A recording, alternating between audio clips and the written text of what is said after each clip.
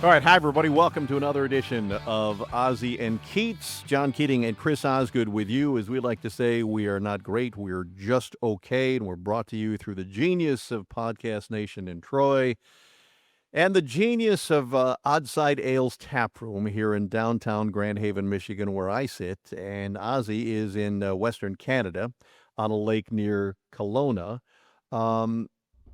You continue to find it enormously amusing that I am coming to you from a bar. Yeah, I thought, to be honest, it's a great master plan by you. You make like you can't get on. You make like your Wi-Fi doesn't work at your house because you are retired. So we're into what the wing season ended. What April? Yeah, first week of April. Yeah. April. So we'll say May, June, July. So 3 months in, you're already sick of being at home and you're trying to find ways to get out. So this little Wi-Fi, whatever it was, to get you to the bar, to get you to happy hour more worked. So now there you are. It's what, 1 year time or 2:10? It's 2 my time, yeah. So Yeah. as we record this, people are going to watch this whenever they watch this. So yeah. But yes, it's but the Wi-Fi travails continue beyond that. You and I were chatting off air about that because where our house sits here, there's no phone service. It's all attached to Wi-Fi. We lost Wi-Fi because somebody was digging up something on a fence line, we think. And so you're without any connection to the outside world. No television because it's YouTube TV there. No telephone, and no internet. And in today's world, it's hard to fathom how people got along without all those things. And I know you couldn't do it today, right? No. My thing is, you know how I am. I have all these little things that I don't understand why they're like this. My thing is, here we go. Astronauts Everybody get comfortable. Ozzy is going to tell us about things that he doesn't understand. Wherever they are in space, and they can still talk to them. How does my phone not work because I'm in the mountains, or your phone doesn't work, or your internet doesn't work for that matter? I find it mind-boggling. I find it mysterious. I just think that no matter where you are, your phone and your Wi-Fi should work. There's more. You want a tower every 5 feet. That's what you want. I think, well, if your phone doesn't work in that area, you should. I mean, we talk about you. For you, it's a dangerous situation. And we lost him. Speaking of Wi-Fi, Ozzy is frozen in space. Did I just freeze? As we continue to chat come here. On. I see it back? Now. Am I back now? I think you're back. Come on. On cue, it happened. I know. So I made a better Wi-Fi choice than you, as in most of the choices that are made, mine are better than yours. You made 3 better choices. BAR. You're in a bar. That's a great job by you to get yourself okay. All right. Yeah, and I'd encourage anybody, if you're visiting Grand Haven, to pop into Oddside. It's a great spot. Mm-hmm. All right. Here's a question for you. Yeah. Now that we've done it for a while, now that we've done this little podcast thing for a while, and we weren't sure it was going to go anywhere, and we're still not convinced it is, which of the episodes do you think was your favorite? I like the first one we did with Mickey Redmond because the stories, and maybe I'm a little biased, and maybe my memory, it needs to be knocked around a bit to remember who we've all had on. I'll give you a list just so people remember what we've done. I love Mickey. Mickey, obviously Mickey was sensational, and Chelios was right after that, and we went on from there. But to people who are watching and or listening, all of the episodes are what we call evergreen. They're not timely about what's going on that week or anything like that. So you can go back and take in some previous Ozzy and Keats episodes. We've had on Dan Campbell, Jim Leland, like that Todd one, McClellan, Todd Bertuzzi, Darren McCarty, Jeff Daniels, J.K. Simmons, Dave Coulier, Mike Tirico, Doc Emmerich. Wow.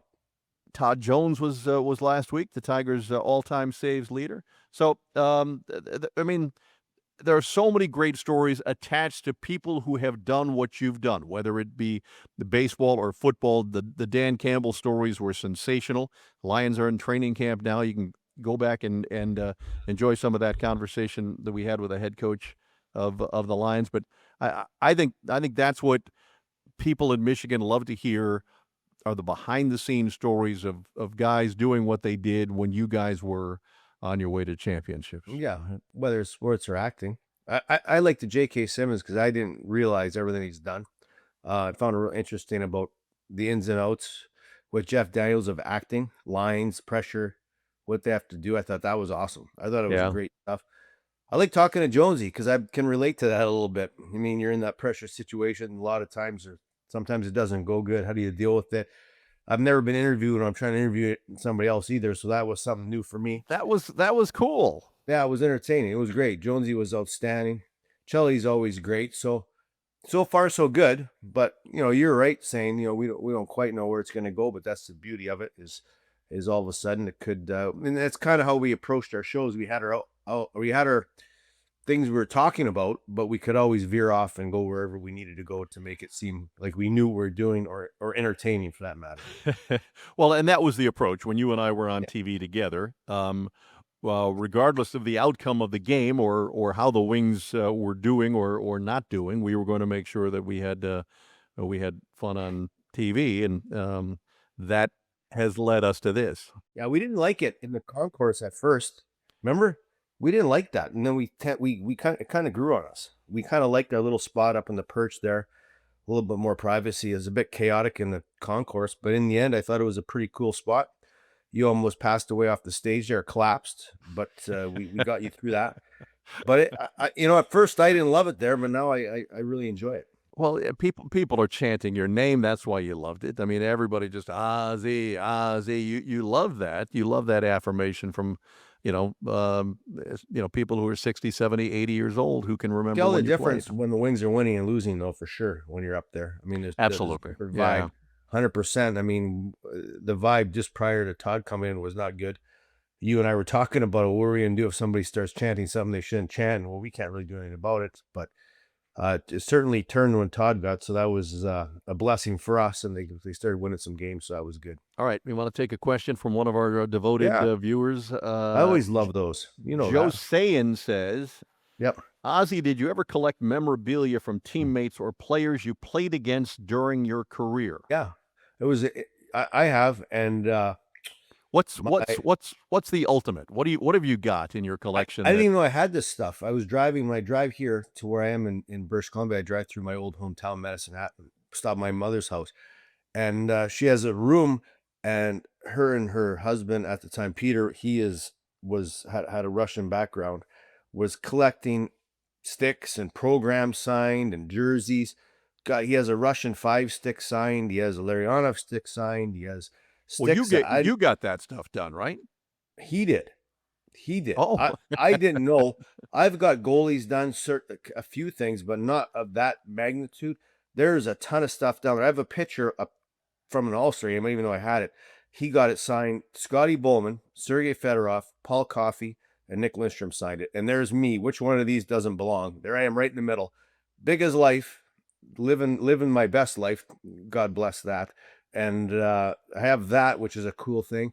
A lot of sticks I didn't know I had. I think I got an Iserman signed, a lot of stuff that he got signed after games and during our runs when we were on the way to winning and sometimes on the way to losing. But there was a lot of things that he got signed. I was like taken back by. I'm like, wow, these are kind of cool now. Where I wouldn't appreciate them before, but I right. most certainly do now. I mean, there's some real cool stuff in there. Well, I was surprised and elated as I was counting down my final days. I was told to go visit the Red Wings dressing room because there was a stick for me, and it was from Henrik Cool, Zetterberg, who had signed it nice, with a nice inscription. Larry Murphy had done the same. Those are in nice. my home.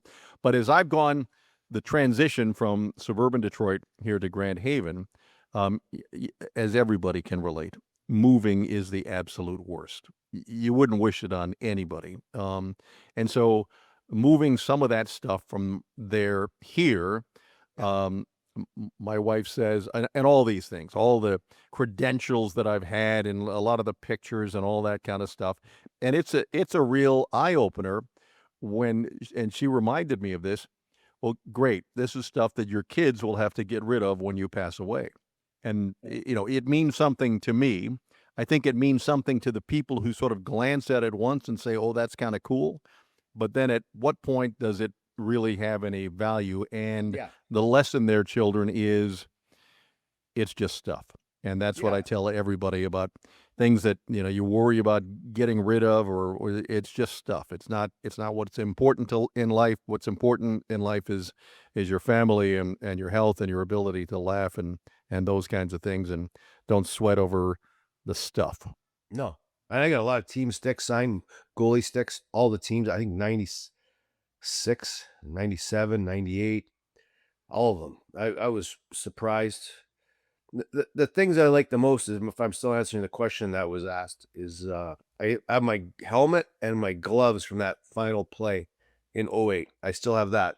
It's in my closet with a bunch of other stuff that you don't need to hear about, sitting up top there. So Well, what will those are you the what coolest will things you I have. do with that stuff? I I mean, don't know. That's a good question. yeah, I I mean, mean, it's a good it's question for anybody. Like, what it's right. been sitting there now. I think about this. I think it was done 14 years ago. So it's been sitting on a shelf in my closet, I amongst know. other, for I know. 14 years now. So do I do I give it away to somebody? Do I give it to Max? I don't know what I do.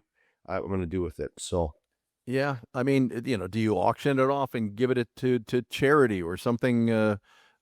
Something like that. Somebody who can really really appreciate something that's special. I've been trying to do a little bit of that, not with anything that's as valuable as what you have, but it's just it's just stuff. yeah, I've given Emmy trophies away because it's just stuff. So.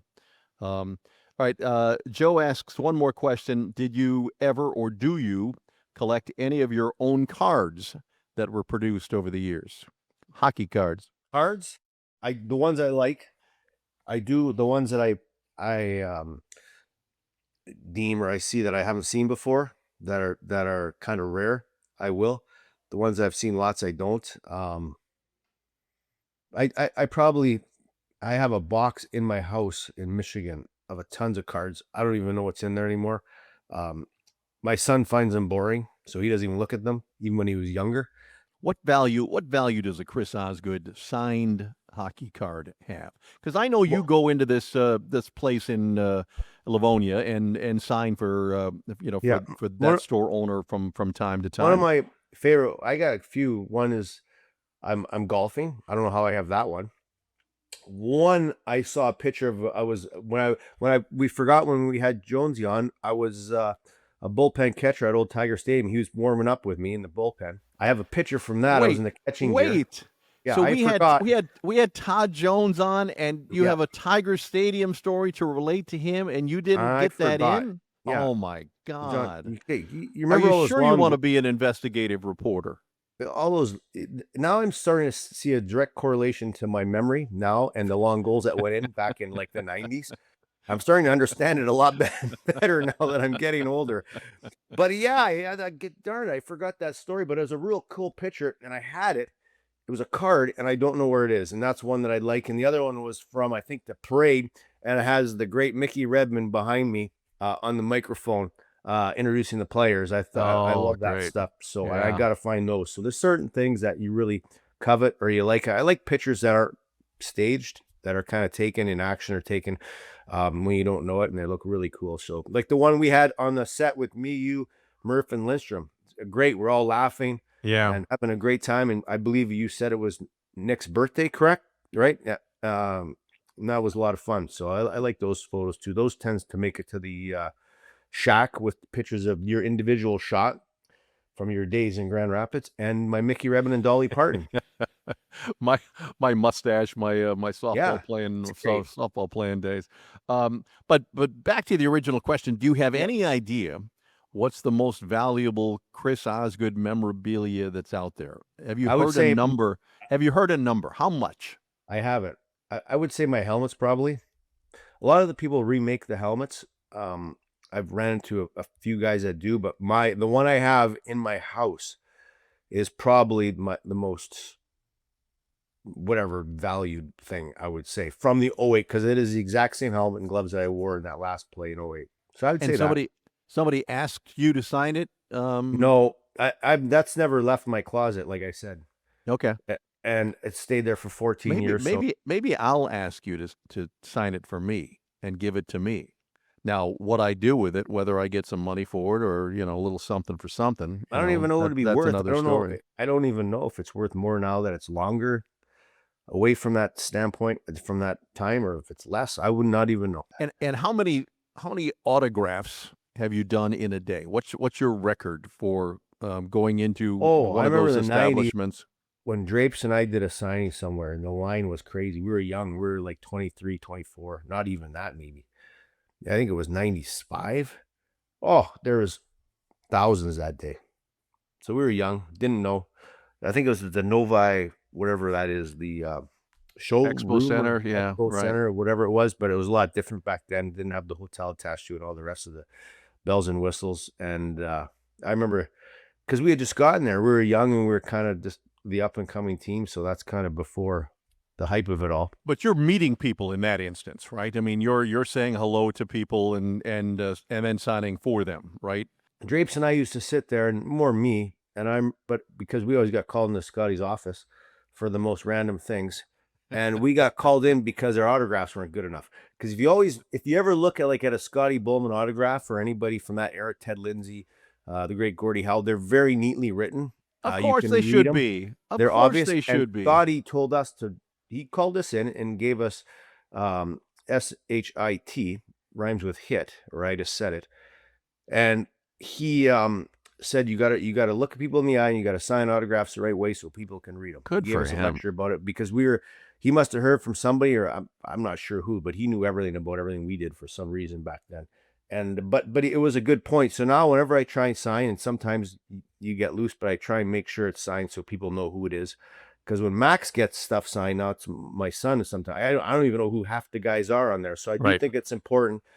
And I always look on old jerseys if I'm somewhere and somebody will have like a really cool jersey with Ted Lindsay, Gordie Howe, and their autographs are outstanding. You can read and clear the numbers, so I think that's real important. And it's respecting the fans and the people you do it for, that you actually care of doing it the proper way. Okay, but when you're in one of these card shops, Yeah. and everything is put in front of you, Yeah. what's your record for the most autographs? And I can promise, I would bet my ass that you can't tell who signed that that Chris Osgood signed, these items, because you're just going from item to item, card to card, Yeah, right? we used to sign a lot then, and now you just go through them. Now I try and really make sure I sign them the right way. Or I even did when I played, tried to make them.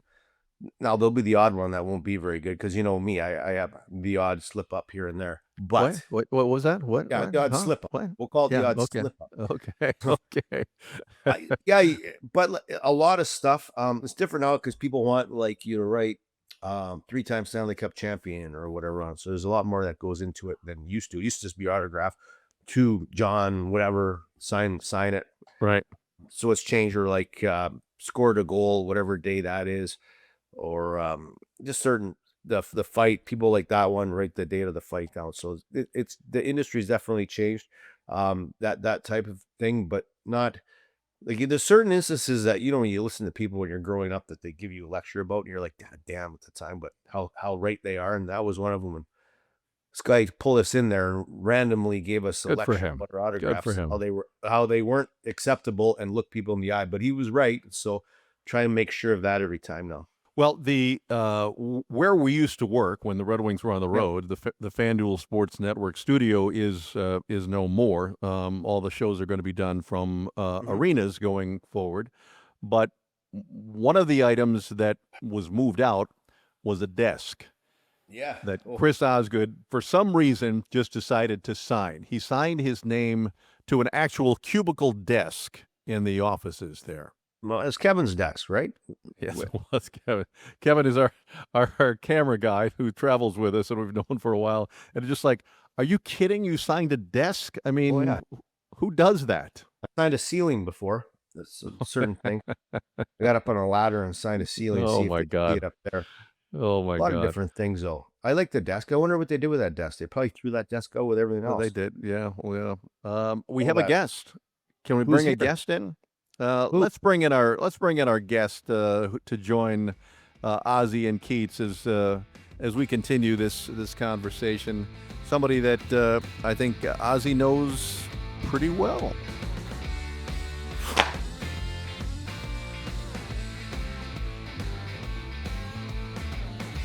There is James Howard. Jimmy Howard joins us. Where are you? I'm still in Maine. Oh, that's good. I'm sitting Driving? on my boat. Oh, that's nice. What does a day in the life of Jimmy Howard look like in Maine? Oh God, it's a little bit of everything. Wake up.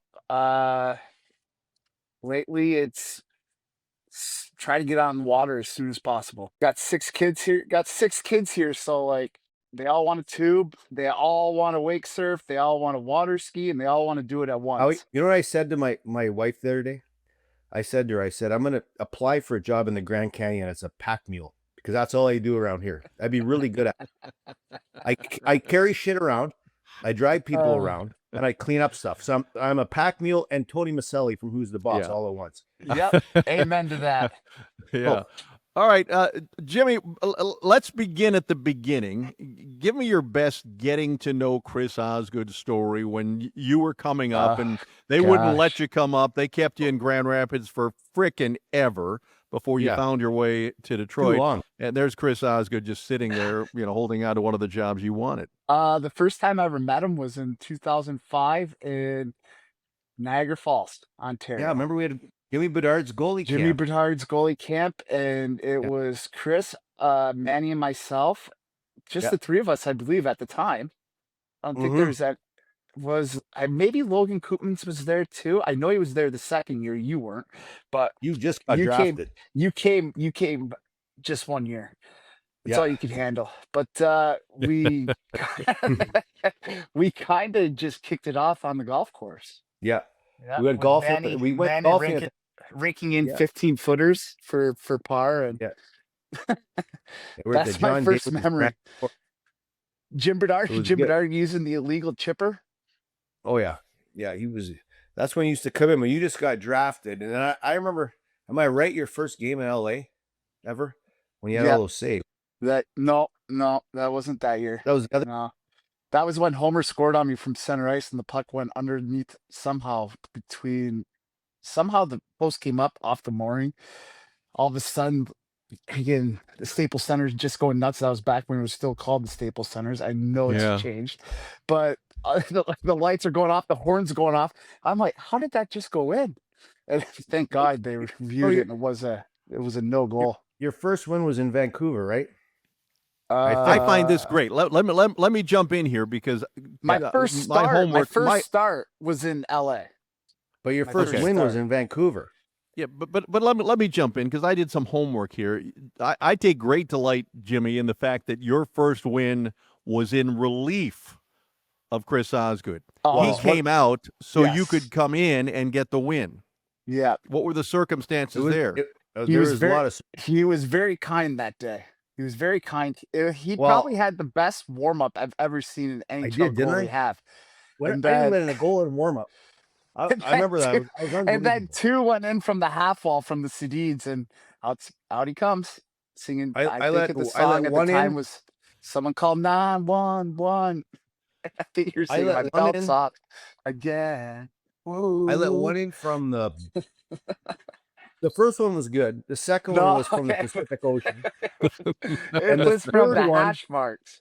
The third one hit a missed net, hit the glass behind me. I fell down. I looked. It was coming back over top of the net. And Sandine was standing over top of me with a stick, like half like this, ready to hit it.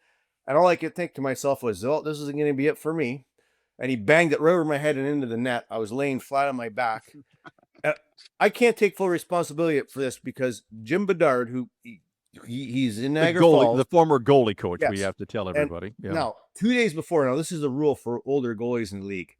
if you go out 2 days later, you'll feel worse. So we went out. We had a night off in Vancouver. And by going out, you mean what? By We going went out, to an tell oyster tell bar. the kids at home what you mean when you We say went to an oyster bar. we went out. We were going out. We went to an oyster bar in the afternoon down by the water in like Old Town Vancouver it was. And I had oysters and Coronas, and they're past You the got some shift bad change. oysters? You got some bad oysters. If not the No, Coronas, it was the no. bad oysters. Is that what you're blaming? That's the worst combination you can possibly ever have for multiple reasons.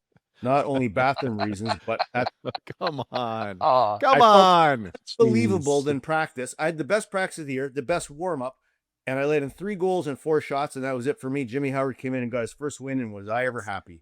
Everything worked out just exactly how I planned. Yeah, exactly how he drew it up. That wasn't even my favorite goal to go in on you. Well, we'll get to that in a second. How much?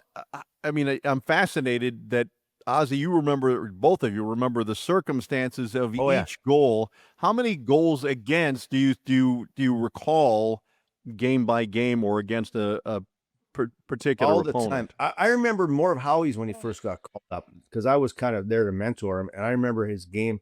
He was always great in LA, so I knew that was a green light for me to hang out a little bit more. I knew exactly where he was good and not good, so I timed it. LA was unreal. It was every time. 2-1 wins. Rangers, unbelievable there, so I knew that was good. That was good to go there. So it was certain You knew circumstances. you knew to hang back whether we're in Atlanta or Winnipeg. That Oh, was did I never, back? never a good situation, no matter how well we played. Why was that?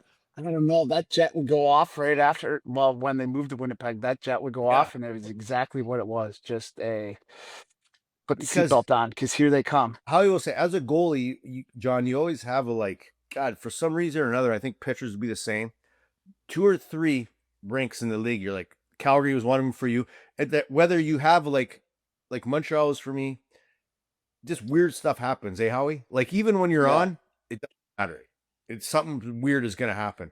And Howie's rink was Calgary, just crazy stuff would happen either. I remember sitting there like that can't be true, Winnipeg. this one. Winnipeg and Calgary were the Yeah. two like real bugaboos where it was like, no matter how great I felt, it was 3 or 4, no matter what. Mine was New Jersey and like Well, that's because Montreal. you're half asleep. I remember Montreal was having the game of my life with the Islanders. It was 0-0, and they rimmed the puck, and I'm like, I shouldn't go and get it, but I did. Anyways, hit the glass, went out front for the game winner. I'm behind the net. Buck. Hot dogs were good, though, after. It was a good game. But it was a good day. Yeah. But It was oh, really wait, like hot dogs. But when you're on really good teams, Yeah. you can sort of accept those, quirky goals that go in against, right? You know that your team is gonna bail you out, or Yeah, I you know. mean, on most nights, like for Chris and I, we knew we were gonna get the run support. So like, if something were to happen, it was like, all right, let's just try and make the next save. Another bugaboo for you was San Jose, FYI. Oh, that rink was tough. The Shark Tank. Remember? They used to do that, and they didn't do it very long because it went in right away. But that had to be in your heads, right? A particular rink, not even as much the team that you were playing as the rink that you're anticipating bad things. Oh, you go for answer. You be determined, right? Yeah, you wanted to just say, get the monkey off your back and go out there and play well, but like sometimes it was just just not in didn't. the card. It just didn't happen, no matter how hard you tried or how focused you were. Maybe you get to the point where it's just a mind game, right? Like it's it's just one of those teams when you're out there. It's whether you play them at home or on the road. It's like, whew, you get a win, you're like, phew, I got past them. All right, on to the next. Howie, I mentioned the fact that you were in Grand Rapids a long while. I mean, the Wings obviously in the early 2000s were really, really good. And you were having great success in Grand Rapids. How frustrating could that have been? How maddening was that for you? Or how in awe were you of the success the Wings were enjoying at the time? A little bit of both. Keats. I was waiting for, Oz to finally, give up the reins. But to be honest with you, the 2 years on those, cup '08 Cup run and then going back and being a black ace again in '09 was it did me wonders knowing like what those guys go through and watching them on the daily basis on what it actually takes to not only get into the NHL but also to stay there and to have success. So if it wasn't for those great teams, hell, I don't know if I'm in, Detroit for 11 years or 10 years, however I Yeah. was as one of the guys, starting in between the pipes. So, being able to be around those teams like '07 being a black ace, '08, '09, like it was huge. And you didn't play enough to qualify for to have your name on the Stanley Cup, but they gave you a No. Stanley Cup ring. How much did that mean to you? I didn't get a ring either. Oh, you didn't get a ring. Oh, That's okay. false. That's fake news wherever Oh, you you saw can. that. Okay. Okay. But you don't think goalies can be in the minors too long, or do you? Like now, like 4 years if a guy stays there, right? That's how long you Well, were yeah. there. I mean, I think all Red Wing fans see the young goalies in the system, or Augustine at Michigan State. At what point do you think, in your experience, goalies are ready to, to knock on the door? And we always heard the expression from Ken Holland, Howie, that we want them to Yeah, be overripe. overhyped. I mean, at the time, it was frustrating, especially when you saw guys that you thought you were just as good as, if not better, getting called up and playing, but then, just having to sit back and relax and wait your turn. But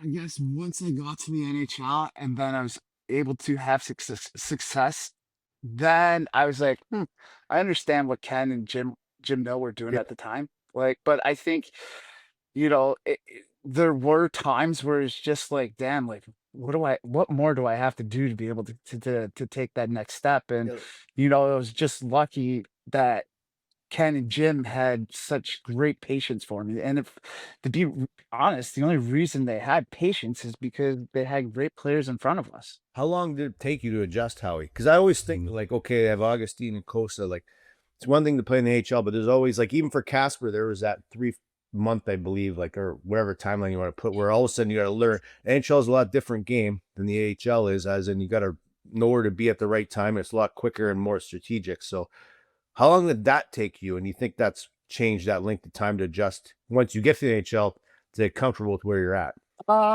That's a great question. I think each player and each individual is different and how they adjust, right? I think with me, I'll speak from my experience.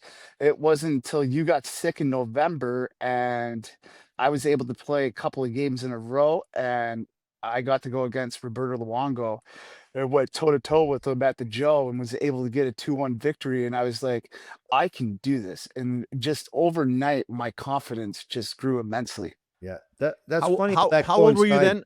How old were you then, Howie and Ozzy? Well, how old were you for your first NHL game? My first NHL start, I was 21.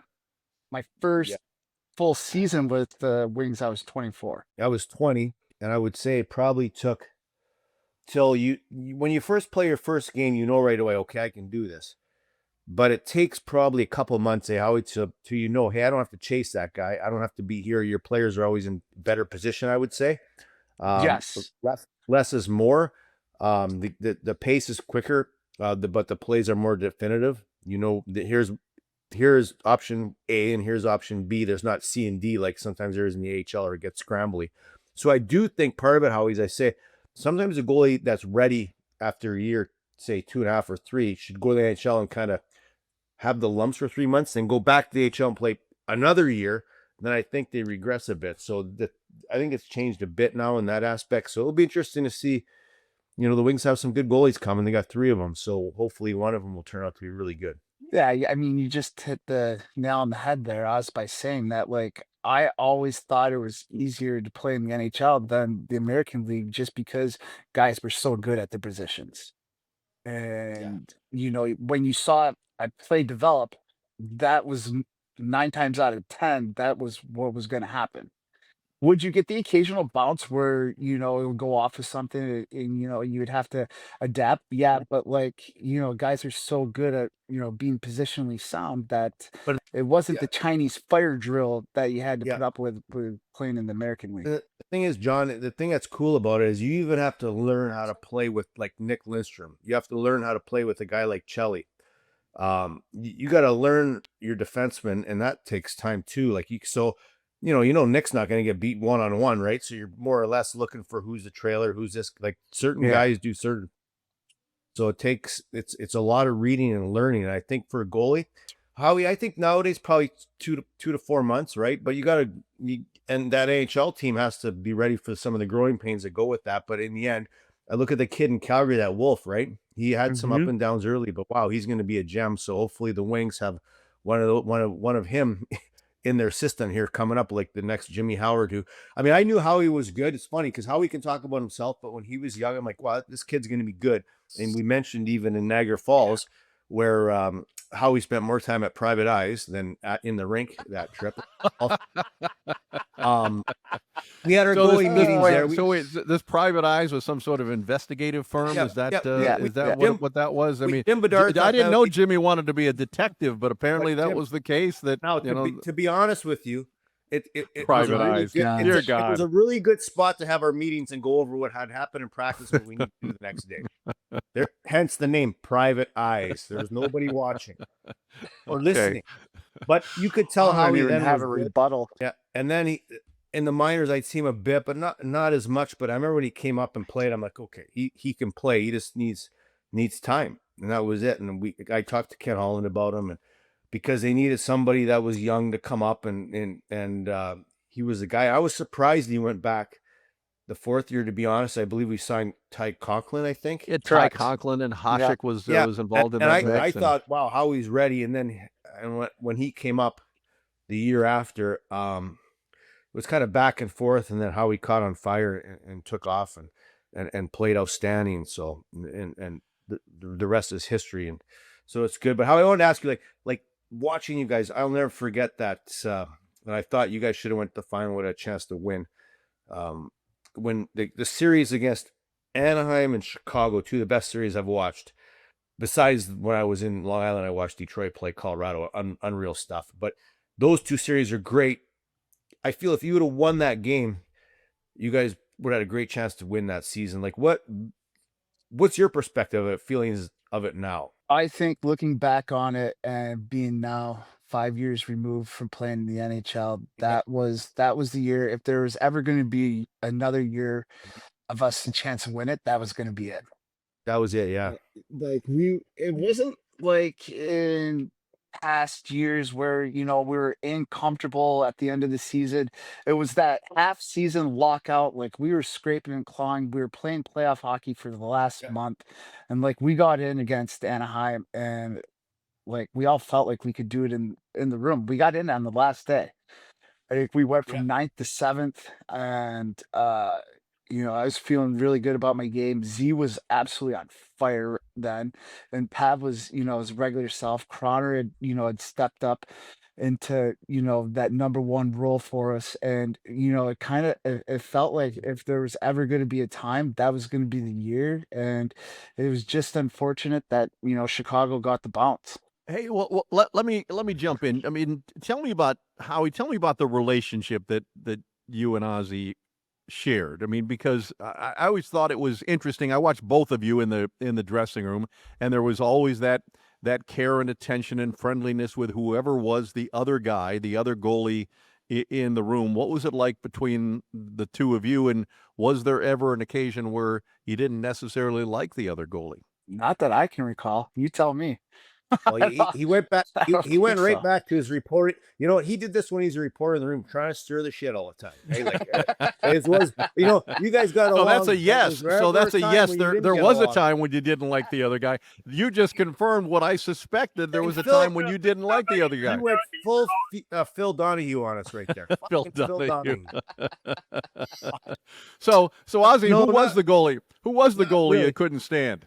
Was it Not Jimmy Howard? Was Jimmy Howard the goalie no. you couldn't stand? Tell us. n- Tell the kids listening and No, when watching. I got to Detroit, Tim Chevalier was the goalie. He took me under his wing under tough circumstances. Remember, they're booing him off the ice, and he wasn't getting treated very well, but he still took his time to make sure I was good. Then Mike Vernon came there. It was the same thing for me. So it was always like that. So it was almost to be expected, right? Where a lot of guys now will have that jealousy. Listen, Jimmy Hart was ready when he came up. I knew he was really good. I was fine with that. I was trying to figure out at that stage of my career who I was going to be. It was different than I was before. I was never cheering against him or hoping he didn't do good. Where you might get some of that nowadays, it's not conducive to the team, and you need two guys, Howie, to play. And even then, Yeah. it was Even hard. back then, we needed to.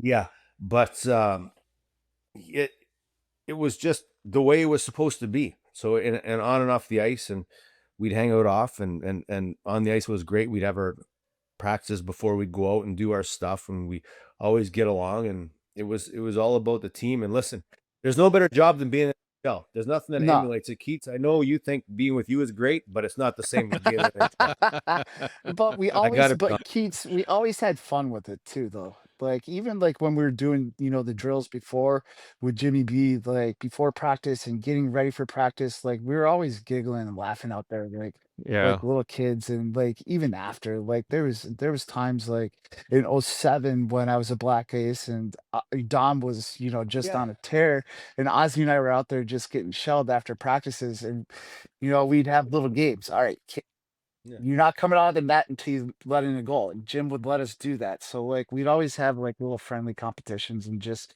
be laughing and joking and making fun of guys. So I mean, man, like the guy let me live in his house too, like whenever I got called up. So like I got to go down in the basement. He probably enjoyed You that got because to live. You got to live at the Osgood estate. yeah, he probably enjoyed it because he was able to escape and come downstairs. Yeah. So Yeah. Right. it was the Get away best from of the both family worlds. that can barely stand him. Yeah, I get that. Yeah. Last one before we wrap things up. So you mentioned, this library called Private Eyes.